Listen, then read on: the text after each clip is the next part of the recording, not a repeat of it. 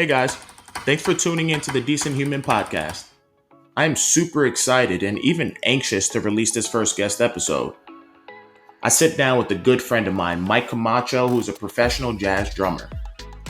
I met him about 10 years ago, and to this day, I have rarely met anyone funnier, more genuine, and laid back, while also being extremely committed to his craft. He's inspired me as well as many others to pursue excellence in our own endeavors, so I thought it was only right to chop it up with him first.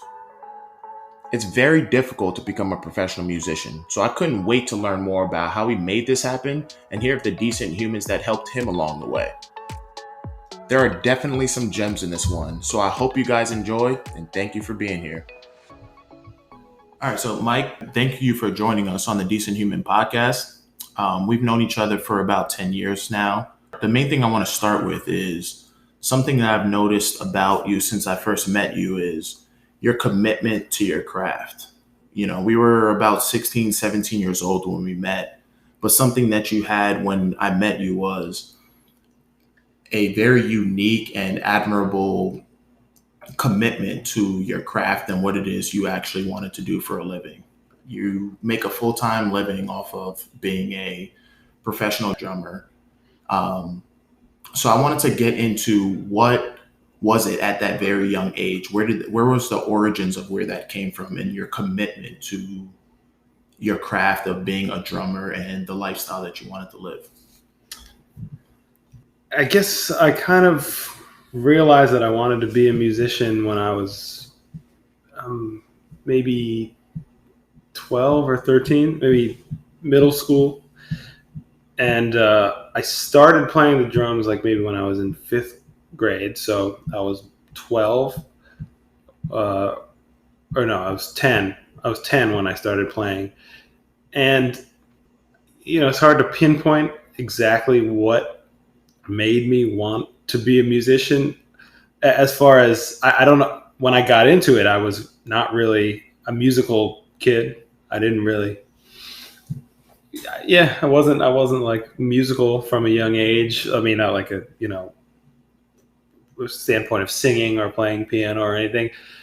And I listened to music, but I wasn't like, I listened to what everyone else listened to, the radio. And, but there was something about just when I started, my drum teacher, he played for me, and there was something about the sound of the drums when he played them that, I gravitated towards, and I said, it piqued my interest, because it's not something you hear every day, I guess, being just a kid in the suburbs, there's not a lot of live music that you see, so to see a live instrument and to just be right in front of it, something about that was appealing to me. And then I was always a very kind of obsessed kid. I would get phases, I would go through phases of just random things, like how kids are, dinosaurs, and they know everything about dinosaurs or whatever. So once you're into something, you're obsessed with it, basically. That was how I was up until that point, and I guess once I kind of took a few lessons, I wanted to know everything there was to know about it, but I also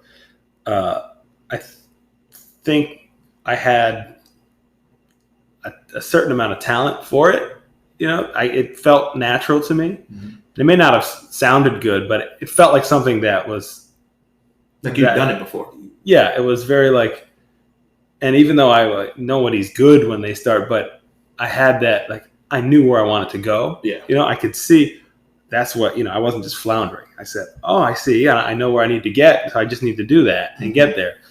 And I think when you have something like that, where the end goal, you can see it from the first day, then that's like, okay, well, that's the thing you need to do. That's fascinating, actually. So is it almost like, not necessarily that you have a specific goal in mind, but it's like when you first started, you could see where you could get to. You could see the progress that you could make in this, and that motivated you essentially.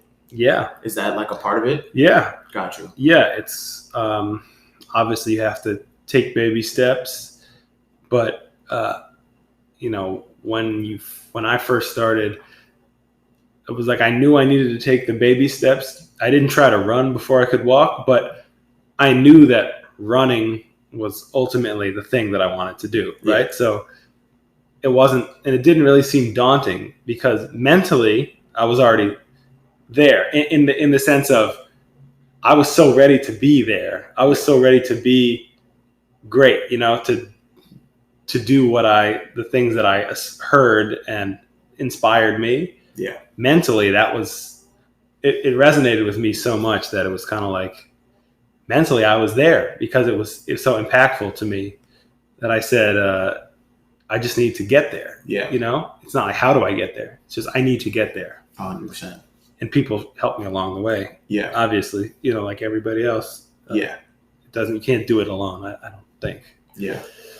So was there anybody, because where did the first teachers that you had and the first lessons that you had, was it your parents that pushed you towards music or encouraged you to at least try it, or was it on your own, or was it schooling? Like where did that originally like come from? I think it was my brother. Your brother. I think my brother said maybe he wanted to play drums when he a few years before I started playing, and I think my mom looked into it for him. And you want to be like your older sibling. For those of you who have older siblings who are enough in your sphere of influence, you say, "Oh, I want to be like him. I want to do what he does. I see him doing this in 2 years. When I'm there, I want to do that too. Sports, whatever." And I think it was that with the drums, even though I don't explicitly remember it like that. I think it maybe just caught my ear. I said, "Oh, drums, that sounds interesting." Yeah. And so I asked my mom, I said, "Well, I want to do drum lessons." And she's like, okay, sure. But it wasn't like a thing that she wanted for me, really. Yeah. I think most parents are like, okay, you weren't being like primed towards what you do now. No. It was almost a matter more of circumstance than anything else. Yeah. I mean, nobody in my family's a musician, and I didn't know any musicians. It's incredible. We weren't even particularly musically inclined as far as what we listened to. Yeah. My mom would listen to the classic rock station. My dad, he liked salsa. He's Puerto Rican, grew up in New York, so he listened to a lot of salsa. But I wasn't super fascinated with music before I started playing. Let me ask you this though: do you recognize how?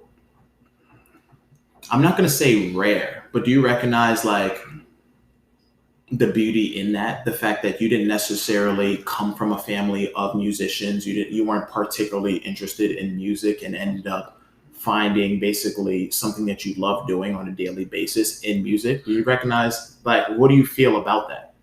I feel really lucky that I've found something that I love to do, and there's not that second guessing of, oh, well, maybe it's just because I was pushed towards it. Maybe is that really what I want to do? I know people who grew up with musician parents who they always have that, like, rebelling against your parents almost. Like, oh, is this really what I really want to do? Like, did I really choose this? Did I choose this? Or was this like conditioned into me so heavily that it's like I chose this without even realizing that it was conditioned or pushed upon me? Right. I never had any of those second guessing type of moments because I was just so into it. I was so like, it was a pure love, especially because the type of music that I, initially liked was older music then. So it wasn't like I was doing it to impress any of my friends. Yeah. Because my friends couldn't care less about the music, And who are those beginning people that you really took like an affinity to? Like what are those musicians at the maybe very beginning stage that you were interested in? Well, I remember my drum teacher, John Catrone, who's Norwalk, born and raised. Shout out to John. He is the reason that I play drums, and I'm still doing this. Is having a great teacher is very important because someone can easily turn you off. If they don't like you or you don't have a good relationship with them, or you don't respect them, or it just, there's so many ways that it can be tainted by your relationship with the person that's teaching you. But anyway, he would show examples of the beats we were learning or whatever, and then he would burn CDs for me.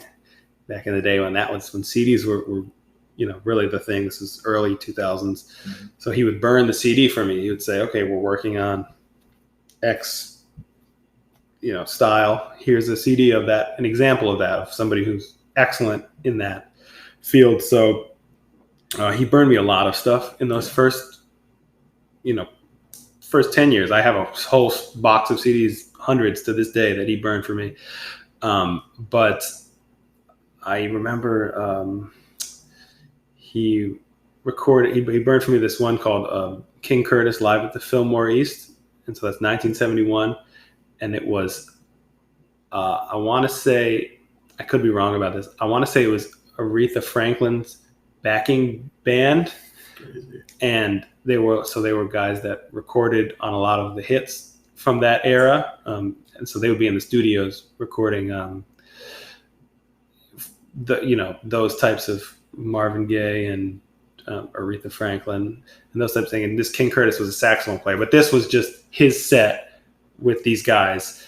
And there was a song called Memphis Soul Stew, which was kind of like a breakdown of all the different instruments in the band. That's kind of how it started. It started out, he would say, bass, and he kind of explained it like it was a recipe. So he'd say, first you add a pound of fatback bass, right? Like the ingredients. So he would say, then the bass would start, and he would keep it going, and then he'd say, and you add a dash of Mississippi congas, right? And so the conga players start playing, and guitar and keyboard and this and that, horns, and the drummer was this great drummer named Bernard Purdy, who's one of the most recorded drummers. I think he's the most recorded drummer in history. Mm. And the beat that he came in with, it's just the sound of it, of the drums themselves and the power, and just the groove, it really hit me. Mm-hmm. And so I listened to that a lot. And then eventually he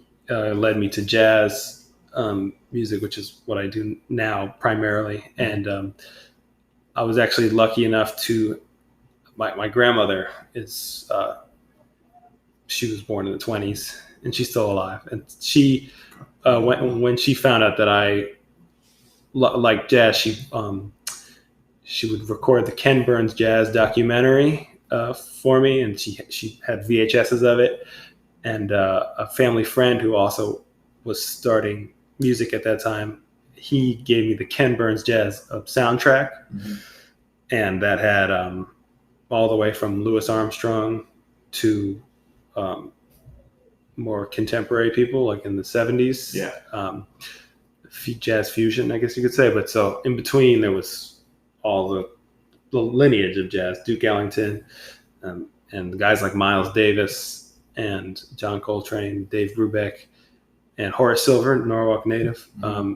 Those were guys that were on this soundtrack. So I've listened to that a lot. And that was really something that I think changed the game for me. Yeah. No, that's incredible, man. That's incredible. So as far as when I met you, being just very young, being 16, 17, outside of the curiosity that you clearly had for drumming and kind of just going down that rabbit hole of figuring out what kind of music you like and maybe where you'd want to take, your curiosity in music, where did the work ethic come from? Like, obviously you came, I want to hear, maybe, was it from your parents? Was it from your teachers? Where did the work ethic come that said, okay, I have the curiosity. I've clearly been exposed to something that I'm like, man, I really love this. I would do this for free. I would want to spend a majority of my time doing this.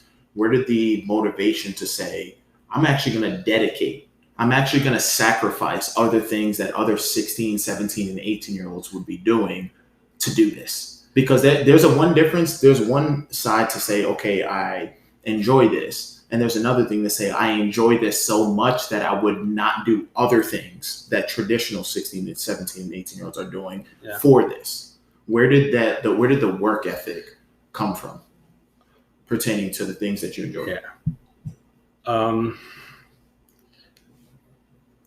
I'm tempted to sit here and lie and say I just was so compelled, but the truth is like anybody, you know, you can fight. You know, sometimes you say, oh, I don't want to. You just are kind of lazy. You say, oh, yeah, okay, I could do it, but maybe let me just procrastinate. You know, but I guess I would say the one thing that was, well, there's a few things, but first of all, my love of it at that age, I think was, and that it was so clear, and because I'd already been playing by the time I met you, I'd been playing for about, I guess, 6 years maybe, and being in middle school, that I had a little leg up just going into it with some knowledge. I had a leg up, so it's kind of one of those things where if you're good at something, you know, you want to do it, you know, like any kid or anybody really. When you find out you're good at something, it makes it easier to do it, right? It's so accurate. It sounds shallow almost, but if you really suck at something, you really there's gotta be some discipline or some real necessity, right? So I'd say the necessity part was what came in at a certain point when I realized I wasn't the only person out there trying to do this, right? So I met some people who said they would kind of start talking about people who were my age who are also, achieving great things. And I would come across people that had like Allstate. Connecticut had an Allstate band. Yep. And I would hear stories about other people in the state who were coming on, like who were really dedicated just like me, So I said, oh, shoot, well, I'm not going to get shown up, you know? If I really love this as much as I say I do, I need to put my money where my mouth is and really work, put in the stuff that's not fun. Because playing music is fun, but getting better at playing music, especially in the beginning, is not fun. Because what you're doing, it's like anything else. You don't even necessarily see what the things you're doing are going to help you. But people who are better than you tell you this is kind of the thing you need to do. So you take heed to people's words and respecting the people who give you advice. To the point where you say, I'm going to wholeheartedly try what this person's telling me. For sure. And give it, my all. So that there's those two things. And then the fact that there was the flip side to that is there are people that support you and you don't want to let them down. I felt an obligation to not only myself, because it's easy to let yourself down sometimes. You say, well, I love myself still, I'm fine. I don't need to do that. But when you have somebody who really invested in you and says and believes that, either that you're great or you could become great, you want to fulfill their what they see in you. And say, I don't want them to just be wrong about me. Or I deceive them, I really want to be great like they believe I can be. 100%. So as far as your parents go, because I'm assuming they made some level of commitment and sacrifice for you to even be able to do what you're doing. Even if they couldn't necessarily relate to what it is you're doing or point you in the right direction, it was almost like as long as you're giving your best effort and you're putting in the work, they're going to support you. Oh, they were very, very supportive. I mean, I think they saw on a day-to-day that I just loved it so much that they didn't have to hassle me about, Mike, you got to practice, and that may have even turned me off. And so I'm really glad they didn't do that, That's incredible. That's a nugget right there. That's a nugget of wisdom right there. Because the fact that they don't have to essentially force you to do something, one, it doesn't turn you off, but they can allow you to just explore. They can allow you to put in that work, and they're willing to make whatever sacrifices necessary to allow you to do that, because on your own, you're kind of going through that like whole exploration by yourself. Yeah. So I'd say they Yeah. were really facilitated anything that I, wanted to do. It was never held back by them not allowing, or them not, if I wanted to go to a camp, Yeah. a sleepaway camp that was not cheap, I'm sure. They didn't say, "Oh, we'll see." They, even though, when you have a family, you don't necessarily just have tons of money to burn. Yeah. But they said they believed in, that they thought I was serious enough about it, and that this would be something that was beneficial for me. So the lessons every week, adds And up. how many lessons a week were you doing when you say you were kind of at the height of lessons? How many lessons were you doing? I was always, it was always one a week. 1 a week. Okay. It was always 1 a week. It was always on a Friday. Yeah. From middle school until college, I didn't know what 5 o'clock to 6 o'clock on a Friday night looked like, because I was always in my drum teacher's house. That's great. Wait, so from middle school through college? Until I got to college. Wow. So you can say, when I started. And what was that? What was the financial commitment a week? Do you know? I think it was maybe $75 or $80 a week. A week, yeah. It could have been more. It was 45 minutes or an hour. So I think when it went up to an hour, it may have changed. But Okay. it was a few $100s a month. A month, yeah. So it was nothing to scoff at. Like No. it was a decent amount of money. Yeah. Maybe 200 to 300, maybe. Yeah. A month. Yeah, and then on top of anything else a kid needs, baseball and my whatever. My brother was going to college. Exactly. When I was coming to high school. So it's not like money grows on trees. Like there was a sacrifice made to be able to allow you to do that. Yeah. So I thank them, and even college. I was extremely fortunate that my mom actually took out she got a second job. Being a health coach. She's a physician's assistant, and she got a second job with this thing called Take Shape for Life, which was kind of a weight loss and wellness program. Mm-hmm. And she put hours in after her job, after working her 9 to 5 job. So you could do that. She put in tons of hours, and she paid for my college. I went to a state school in New York, so it was affordable enough for her, and I didn't have to take out any student loans. Yeah. So, it takes a village. That's incredible, man. Yeah, that's what I want. That's what I want the listeners to understand is like, it's not always sunshine and rainbows. Like there are real sacrifices that go into it, and there's real human sacrifices that go into actually helping facilitate, people doing what they want to do, and but also people really finding out what they're not necessarily just meant to do, but what they're passionate about. Yeah. I think that's the biggest thing from a parent standpoint. Like the goal for a lot of parents is to create lifestyles for their kids that they weren't necessarily able to do. Yeah. So your mom or your dad maybe didn't have the opportunity to explore the same things that you were able to, but they're willing to make the certain sacrifices so that you're able to do it. So that you can, wherever you start, can actually increase the probability of your kids being able to do something even greater than that. And I think they know that's what they're banking on too. Like they're hoping that your kids are going to even be put in a better situation than even you were in.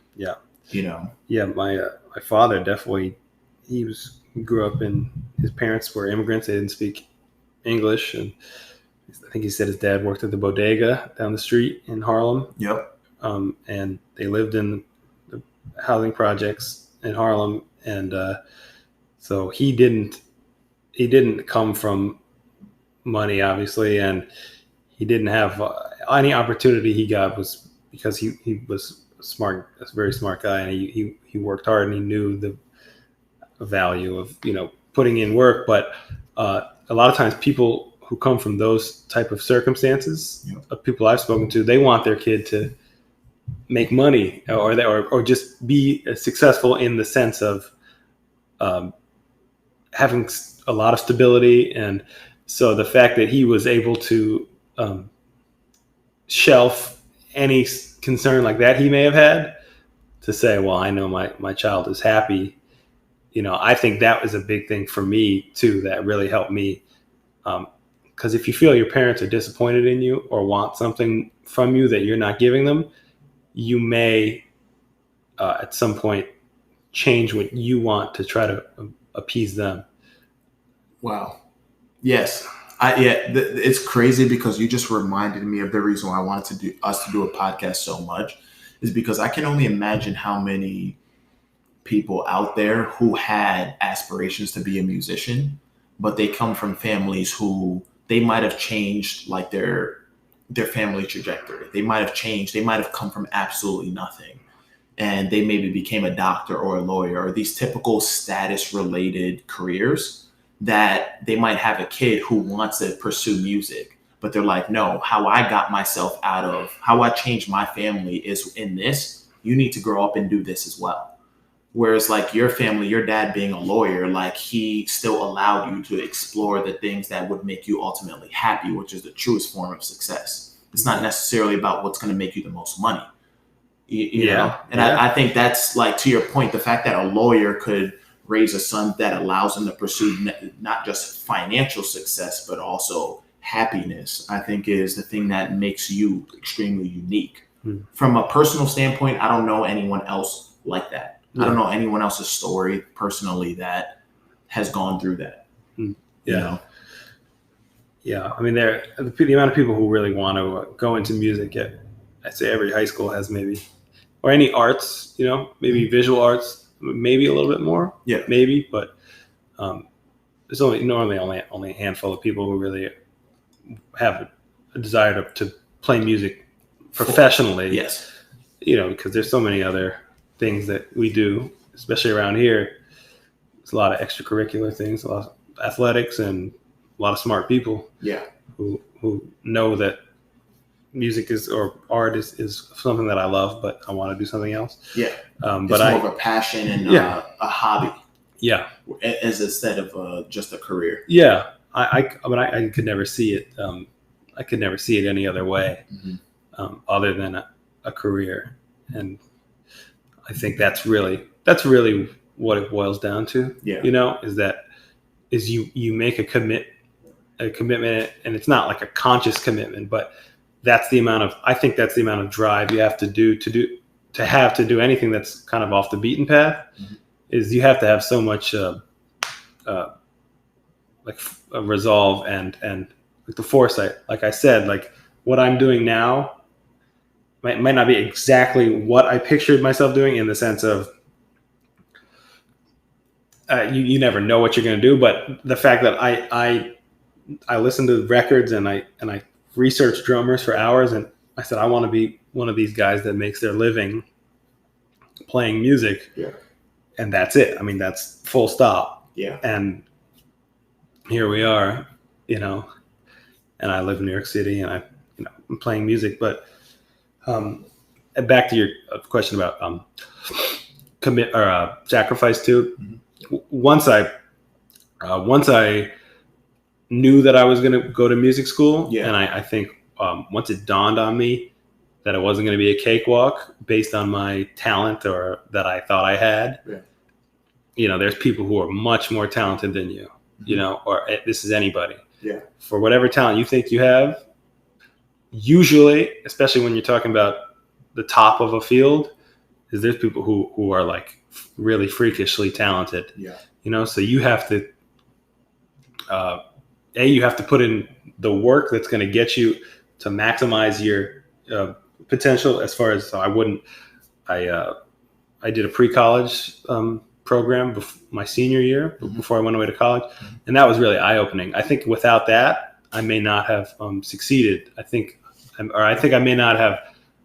It would have been a real rude awakening when I got to college, and realized that some of the things that were expected of me and some of the work ethic things that I maybe didn't have, because being a big fish in a small pond, you don't look towards those things, but there was my group it was 5 of us, and I think 3 of the 5 had parents who were touring professional jazz musicians in New York, who's had name recognition. and they were freaks. They were all younger. I was the oldest one, or maybe me and the guitar player were seniors, and everyone else was like one. I think maybe he was maybe in 8th grade, the bass player, and freaks, like true freaks, like just incredible, like people who in college were already doing the top professional jobs, and touring and all this. So when I saw that, I would say, okay, Friday night, and I told myself 3 hours a night practicing, right? Gotta work. So I had homework and whatever. I made a decision. I think it may have been when I got accepted to the pre-college program, and I was notified that I got put in the top group. Mm-hmm. And once you get put in a position like that, it's like what I was saying earlier, someone makes an investment in you. So I was put in the top group, and I probably thought that I didn't belong there. Mm-hmm. So I made it my business between when I found out I was accepted in junior year of second semester of my junior year of high school, and then through till college, it was 3 hours a night, every night. If there was a party, whatever, go to the party after you practice, after you put in your 3 hours. And then I upped it in college to a couple summers. I was trying to do 8 hours a day practicing. And without that, I don't think I would be doing what I'm doing. 8 hours? I did for 2 summers, 8 hours, because I didn't have a summer job because I was gigging some. Mm-hmm. So I was home all day. So I said, okay. And you hear stories of the greats of putting in these kind of hours. So I said, okay, if that's what it takes. Yeah. I think I was able to, just say, okay, 8 hours. Yeah. It just is what it is. It's not hard. I mean, because also when you say 8 hours a day, you want to be busting your ass for 8 hours, but it's very hard to really bust your ass mentally and push yourself for 8 hours. Yeah. But you realize, at least I realized, the act of just doing something for 8 hours and dedicating your time to that, you're going to see results. Yes. Right? Just by virtue of making the commitment and putting in time, even if sometimes get distracted or it's just consistency, day-to-day consistency, and not doing a week and then missing a week. Yeah. It's about consistency. Yeah. Consistent and when I heard 8 hours a day practicing your craft, I was like, oh my God, that's a long time, right? But then you think about people work 9 to 5. 9 to 5 job is working 8 hours a day. Yeah. So it's like, and when you said you were practicing your craft for 8 hours, it sounded like a lot of time. But then you think about people that do that literally 5 days a week for 30, 40, 50 years until they can retire. Yeah. So it's like when you really put things in perspective, you're essentially just doing the same thing somebody who's working maybe for another company is doing. Yeah. It's not actually that abnormal amount of time when you think about when people work for another company, but you're putting in that work into developing your own craft. That's what makes it sound like it's a lot more than it actually is. Yeah, but when you realize that nothing is guaranteed, it is a job, Mm-hmm. What was the feedback that you can get on the work that you were putting in to see that you were actually getting better? Because I feel like there's a lot of people who are working towards something, but they don't actually see how that work is translating into visual improvement. Mm-hmm. What was the feedback loop as far as you putting in work and actually noticing that you're getting better? Was it immediate? Did it take a couple of weeks? Did it take a month? Did it take a year? Like, how long did it take for you to recognize that the work that I'm putting in is actually translating to being better? Like, not only you thinking you're better, but people are like, you're better. I think it's a few things. I mean, it's gradual in the sense that in 2 months, you're going to realize you were a lot better than you were at the beginning. But it's also, it could even be daily. If you're practicing something from a day to day and you spend 3 hours working on something, the next day, at least in this instance, it's going to be better than it was the next day, the day before. It might not be perfect, but when it's something that's very much your brain, it's because you're rewiring your brain, right? It's coordination and it's memory and it's control of your limbs. You notice sharpness. Yeah. It's like, because, and I was doing, like I said, I committed a certain amount of time to doing the 8 hours. I said, 2 months. I said, my entire summer break, I'm going to do 8 hours a day. When I was in school, there's stuff going on, so you do 5 hours or 3 hours, but whatever. But when I said 8 hours, so it was almost like a training camp for a fighter or something. Definitely. You say, and you have your goals, and a lot of it could have just been a confidence building, right? Is believing in yourself, because you said, I put in this 8 hours, so I'm going to have a confidence when I play that is going to be important, and I call it building credibility with yourself. Yeah, you build credibility with yourself. Exactly. Yeah, it's really a confidence, boosting your own confidence, and while simultaneously actually getting better. Yeah, that's really the thing. Yeah, because it's one thing for another person to say you're good, but there's another thing when you recognize you're showing up to an event and you're like, I put in the work to be here. Yeah. I might be getting paid to do this gig, but I put in work. Yeah. Like, I can recall those summers that I put in 5 to 8 hours a day to be here. Yeah. I deserve to be here. And it's not from a cocky standpoint, but it's like, I'm not here for no reason. Yeah. I'm not here because I was built with a God-given ability to like play the drums or, to be an artist. Like, I actually work to be here. Yeah. And you value it more when it was something that you sacrifice in for. 100%. Yeah. One thing I wanted to get a couple more things I wanted to get into before we end. So we're talking after high school. At this point, I'm assuming at the end of high school, you kind of already know what career path you want to go down. Yeah. What made you decide? Because I don't know enough about the music world to know. What made you decide that for me to set up my career in the way that I want to go to be a professional jazz drummer, I need to go to school? Where did that come from? Or is that the traditional way that you have to go to be a professional drummer? Like, where did the need to see the value in going to school for it come from?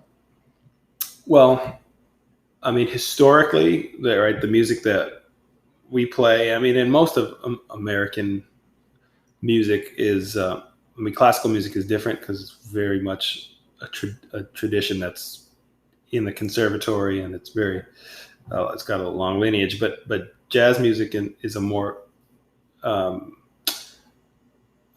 don't want to say informal music, but it was a music that was spawned from the streets, basically. So people did not go to music school. When the forefathers of it did not go to music school or really have education, a lot of them. For jazz music? For jazz music. Specific, okay.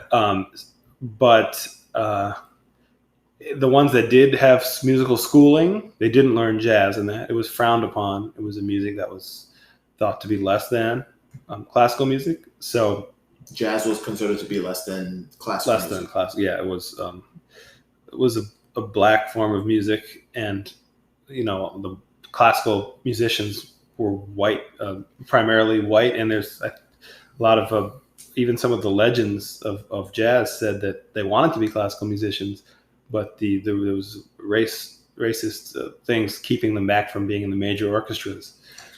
So, and this is as recent as, I'm sure it still goes on. I met a guy the other week who was talking about that. He went to Boston University for percussion, and he ended up saying it was too racist. He thought it was just a weird vibe that he did not like. So we need to do a whole nother episode just to uncover that. Yeah, honestly. Yeah, because I can see how with classical and jazz, how there's a race component to it. Yeah, because it's really just American history. It followed the same line of acceptance. But anyway, so So jazz, no, is not really wasn't traditionally something that was in the schools, but a lot of the great musicians needed stability, and they went to the schools to teach. And then people who were wanted to be musicians, instead of going to school for accounting and trying to keep up your music, you say, okay, well, I'm going to get my degree, and it's basically an extension of, it's in a sense, it's like a minor leagues of the big leagues, right? Because your professors are seeing you. Your professors are the people who are playing. And if you have a good relationship with them, they're going to take you on their gigs, right? And so it's almost like an apprenticeship, but it's in a university setting.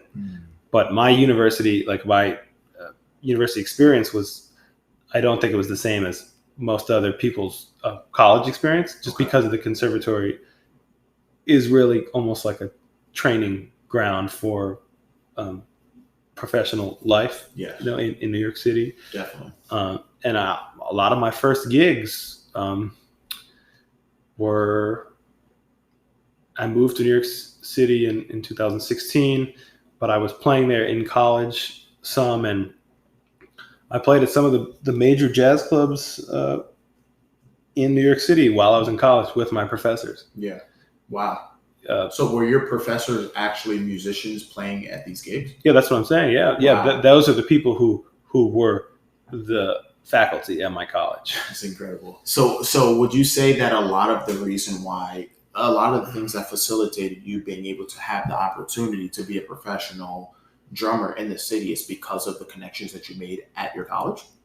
Yeah. Wow. Yeah, I would say Wow. that and I didn't know. and just then my peers that I met. I would come into the city a lot and play with my peers, just on an informal basis, just for the joy of doing it. I mean, because you guys, correct me if I'm wrong, you guys have jam sessions. Like it's a lot. Yeah. a lot of jam sessions. So you meet people probably just that, like, hey, like I'm having this event, or we're going to this house and we're doing this. Yeah. Come through, play the drums, and next thing you know, this person's like, hey, I got this event. Like, Oh yeah. Yeah, that's how it goes. It's like a who you know kind of basis too. 100%. But if you're not putting yourself out there, if you're not meeting these kind of people, you're not really putting yourselves in the right circles to even be able to get those opportunities. 100%. That it's a social music too. So where would you say would your career be a lot different if you didn't go to college?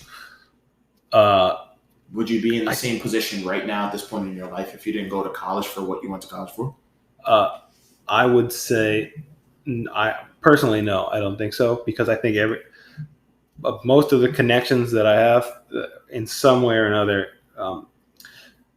are related to people I met in college and relationships I established in college. And I think for most of us musicians, it's like that. It's really about, because your friends, you help each other through, right? So I had a friend who moved to the city, and I just started using him on the gigs, and he had just moved. I was the only one that knew he moved. I mean, not the only one, but we were good friends, and he didn't know anybody in the city. He just wanted to move to the city. Yeah. So we started playing together. Then they said, "Oh yeah, that bass player, yeah, your friend. Yeah, can I get his number?" Yeah. And then people would say, "Oh, you guys play together a lot, so I want you. Who do you want?" "Yeah, I want him." "Okay, you guys both come." And then they'd hear us play. Someone else would hear us playing with someone, and they'd say, "Oh, I don't like you, but I like that bass player." Yeah. I'll say, "Hey, go for it," Mm-hmm. So it's like we help each other out in those ways. Definitely. So it can't be done alone either. Yeah. I don't think. Yeah, it seems very collaborative. Yeah. The connections that you make, but it's like when the connections that you make and the access that you have to certain people line up with the work that you put in to your craft, that's where the opportunity comes from. Yeah. It's like, it's not just like, oh, I know this person that can get me this gig. It's like, no, I know this person that can get me the gig, but I put in the work to deserve that gig. Yeah. At the same time. Yeah. And then the other side of that is I knew people, who would really spend a lot of time on their craft, who were really great.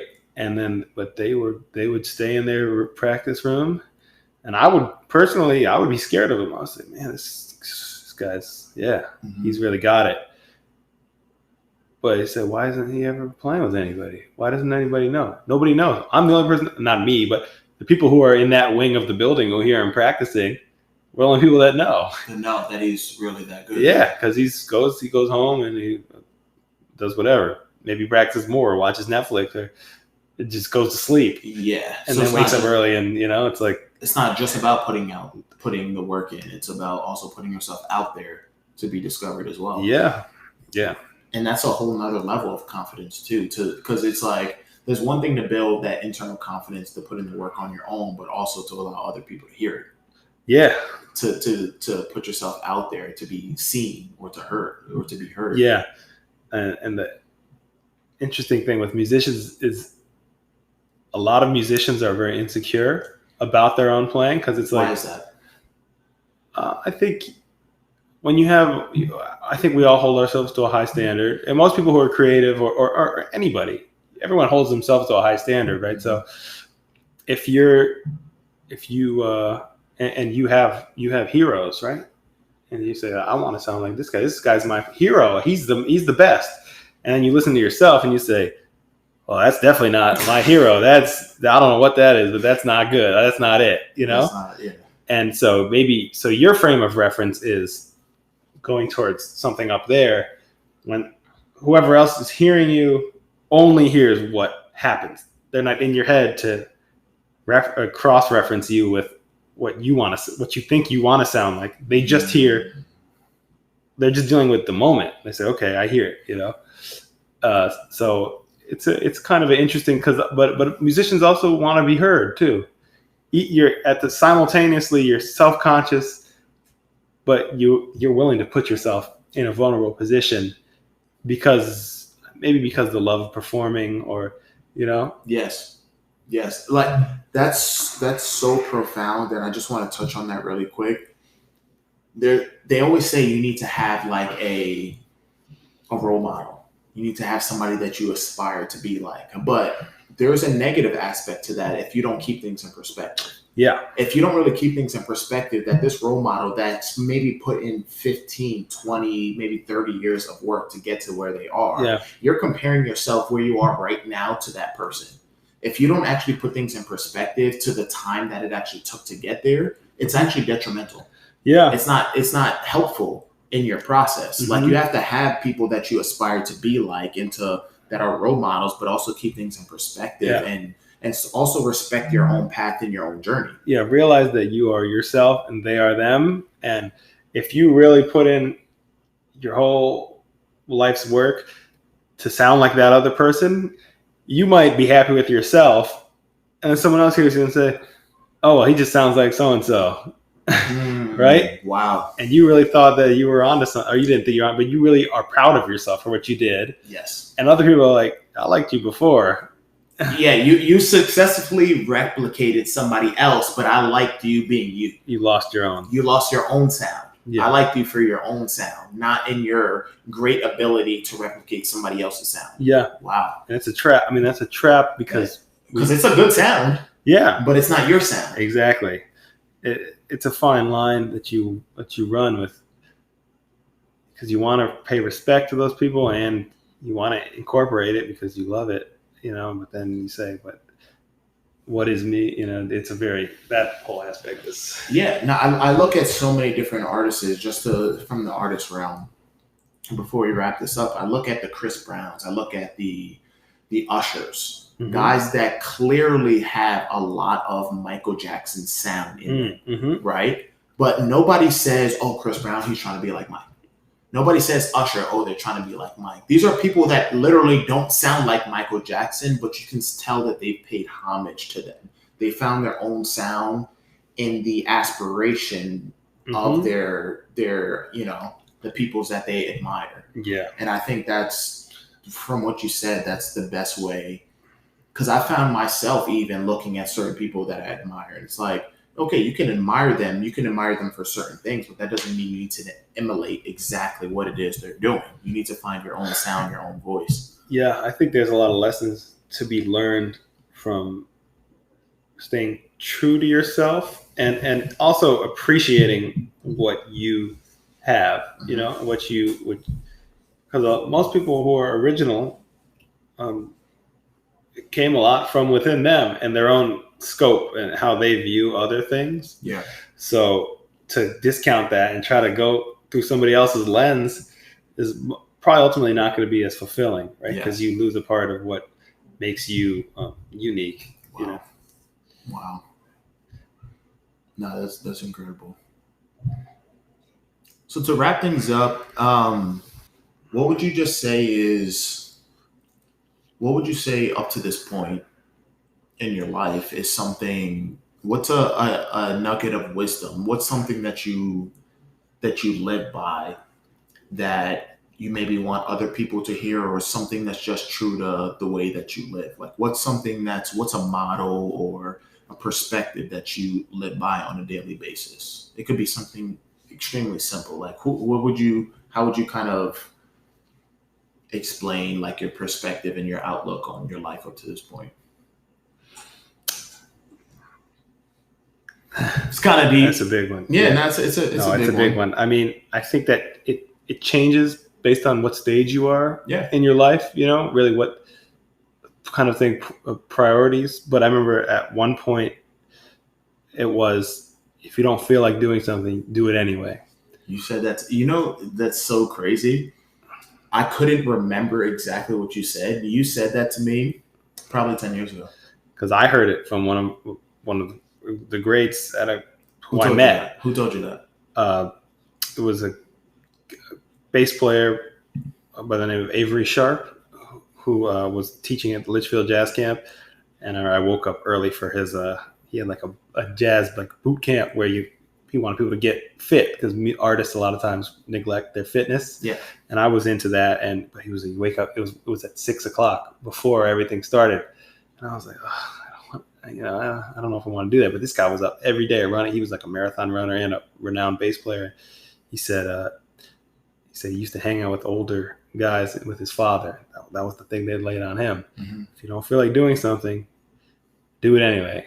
And that's to say something that you need to do, but you don't want to do. Yeah. Wow. So that was a big one for a long time. And I think just in a more general sense, never lose sight of the core of what you love about something, whatever it is, and the reason why you wanted to do it. Yeah. Never become jaded or take anything for granted, about what it is that you value. Always kind of remind yourself how lucky something you are about this, or how profound something is, and how it shouldn't be overlooked. Or, it's kind of general, but I think kind of like stick to what got you started in the first place. Yeah. Like a North Star of, eye on the prize, that type of attitude. 100%. Yeah, I think there is something incredibly profound, but very simple, something that you told me that I've actually never heard this from anybody else. 10 years ago, the whole notion of, if you don't feel like doing something, do it anyway. Because a lot of the things that you don't feel like doing are the things that you actually need to do. Yeah. Always. And you don't need to do it later. You need to literally do it now. Yeah. Like there's like, if I don't feel like doing something right now, I'm not going to feel like doing it later. Oh yeah. So why wouldn't I do it right now? And it's like, because you can prolong the inevitable. You can prolong saying, and you can rationalize, if it's later, you don't have to address it. 100%. And then, they say tomorrow's always a day away. Right? Wow. That's kind of never prolongs. Yeah. Wow. Yeah. It's you can take it down to the simplest thing. Like there's times where there's like dishes in the sink and I'm like, I could do this later. It's like, I literally don't feel like doing it now. That's what I'm saying. I'm going to do it later. Right. Why wouldn't I do it now? So that later I don't have to do it. Because chances are later I'm going to be more tired. I'm going to be more agitated. Yeah. Why would I even want to do it? There's going to be more dishes. There's going to be more dishes. 100%. Just do it now. Get the work out. So it's kind of I'm not going to say it's kind of, it's absolutely, it makes perfect sense that we're doing this episode and we're talking about these things because the same things that made you who you are 10 years ago, certain nuggets of wisdom and the commitment that you had to your craft that I recognized in 2008, 2009 are still true in 2020, even with the year that we've had. And I think that's incredible. Yeah, this year was it was a doozy for sure. Rough one for, especially personally. What I do is like, I know a lot of musicians who said, they were like, I'm not feeling it right now. Yeah. And I get it. And but it's almost not about feeling it right now. I mean, it is in a kind of more artistic sense. Yeah. About you're not at your best when you really aren't, when you're not loving what's going on, and you can feel disenfranchised. But the notion of keeping it up, keeping it going, keeping the faith, sticking to what you know, because it's not gonna be like this forever. Exactly. And then if you just fuck off this whole time, if you fuck off this whole time, it's just going to be more work on that end when you say, oh, I got to get back in shape to do this, I got a recording and I'm not ready for that. I've been laying on the couch and not really taking it seriously. Yeah. Because I feel like as a musician, correct me if I'm wrong, you can get caught up in your profession as a musician is like, okay, it's for the listener, it's for the consumer. But to be a great musician, I feel like a part of that is the relationship that you have with the music. It's not just me hearing it, it's what do you hear, right? So it's like, if you're basically just caught up in what's going on in the external, you can lose sight of the things that make you actually love the music for yourself. The love that you have for your music, I think ultimately is going to translate into what other people hear. But if you're doing it for the external and not the internal, it's probably a lot easier to burn out. Oh, totally. If you're focused on the external. Totally. I know people, what's going on. I know it's happened. That happens to people. And I think that sometimes people can get a little caught up in certain social media things because they feel they need to do that. And it becomes a little bit of a trap because you start doing it for that and you're not doing it for you. And something I got to say pertaining to that. Are you on social media? No, you're not. I have a Facebook. That's it. Yeah, because it's funny because a lot of the people that I might have on this podcast, I'm going to say at the end, like, where can we find you on social media? I think there's something to say about somebody who's so entrenched in what they actually need to do that they're not on social media. I think not being on social media actually increases the level of productivity and the love and the commitment and sacrifice that you have for your craft when you're not on social media, because you don't have the same kind of feedback that even I might have on social media. Yeah, you don't have it. But I think the fact that you don't need it to produce and to practice and to commit and to make sacrifices is a part of the reason why you don't have a burnout. Yeah, because you don't have an outside of maybe you performing, you don't have an outside validation system for what it is that you do. Right. It's literally a relationship between you and you. Yeah. And I think it's kind of hard to burn out when you're not dependent on anything other than the work that you put in. Yeah, exactly. And that's, I guess, another kind of like takeaway for me was always, it's about, you do it so other people can perform, but it's between you and yourself. And if you're letting yourself down, you like I may have said before, it's hard when you let yourself down. If you feel it, you feel it in a way that when you really know you let yourself down, that you weren't doing what you were supposed to do, it makes you feel like, yeah. You still got to look yourself in the mirror at the end of the day. Yeah. Because other people, you can shield it. People, I don't have to know that you left yourself down on Instagram because you're not going to post that on Instagram. Right. But yeah, when you're brushing your teeth and you're looking in the mirror, it's like, I let myself down today. Yeah. I didn't do what I was supposed to do. Yeah. I told somebody that I was doing something and I looked myself in the mirror and it's like, I didn't do that. Yeah. I have to live with that. You don't have to put your head on the pillow at the end of the day and recognize that. I do. Yeah. That's incredible. Mike, Yeah, I appreciate you having you on, man. I think there's going to be another episode to kind of, because I think there's other things that we can even unpack related to some of the stuff that we talked about today. Yeah. Um, Oh, definitely. the thing that I learned from like you as well, me even just starting this, one thing that I think I'm super passionate about is like I know my ability as like a host of a podcast isn't perfect right now. I know it's not 100% natural. I know it's not 100% confident. I know it's not Joe Rogan esque, Mm-hmm. right?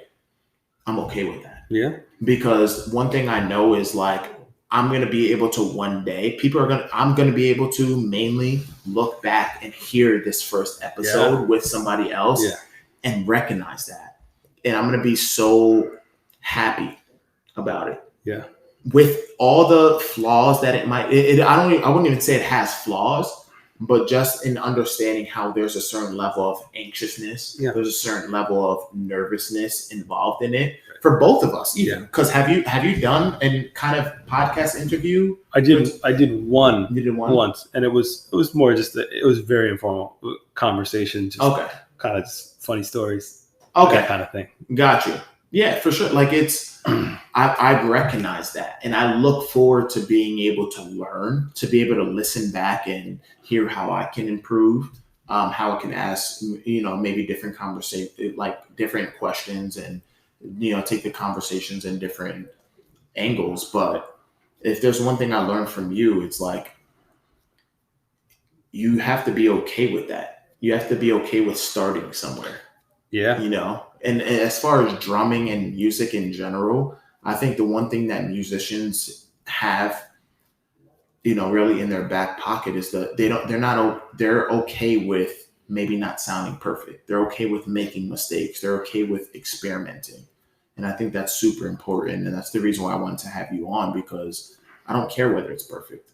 I don't care whether it sounds completely natural. Like I want to put it out in a raw, authentic form and then just improve on it. Yeah.